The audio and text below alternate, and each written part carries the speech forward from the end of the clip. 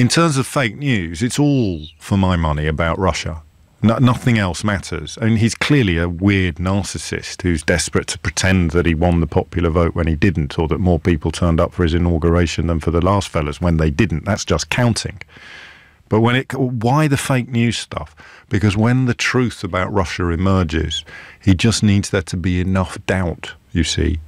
And how do you sow doubt? Well, you attack the justice systems of your own country, FBI, CIA, President of America. You see? You think I make this stuff up? You attack the free press while favouring utterly partisan and fraudulent media organisations like Fox News, or they'd be the partisan one, or InfoWars, that would be the fraudulent one, or Breitbart, which is a little bit of both, and that is, of course, the one that Steve Bannon essentially took into the mainstream. So you denigrate traditional trustworthy media, imperfect, but trustworthy. Denigrate that. Denigrate your own agencies, your own intelligence agencies, and your own Justice Department, and your own forces of law and order.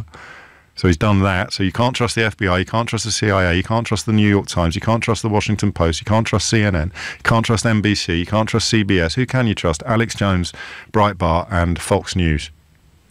Woohoo!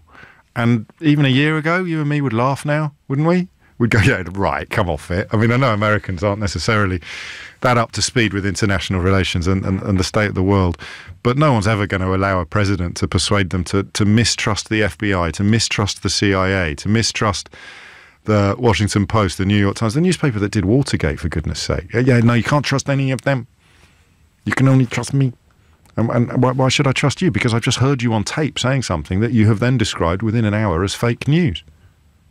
You see? So there's no truth. There's no objectivity. It doesn't matter whether you believe A or B, as long as there's doubt, you see? So when the truth of Russia emerges, when it becomes utterly undeniable, it isn't undeniable. It's still deniable. Fake news. Fake news. You can't trust the CIA, can't trust the FBI, can't trust MI5, can't trust the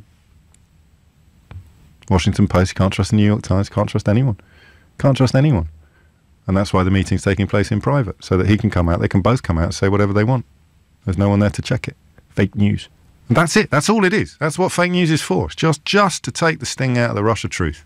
When the reality of his relationship with Russia, Russia's role in the election, Russia's role possibly in the electoral campaign, although that's, for me, less important, and Russia's role in Donald Trump's business history, which is really interesting.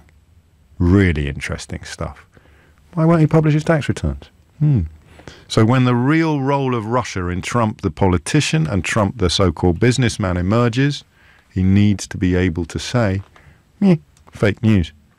And I'd say he'd already got that in place. I think the work is done, actually.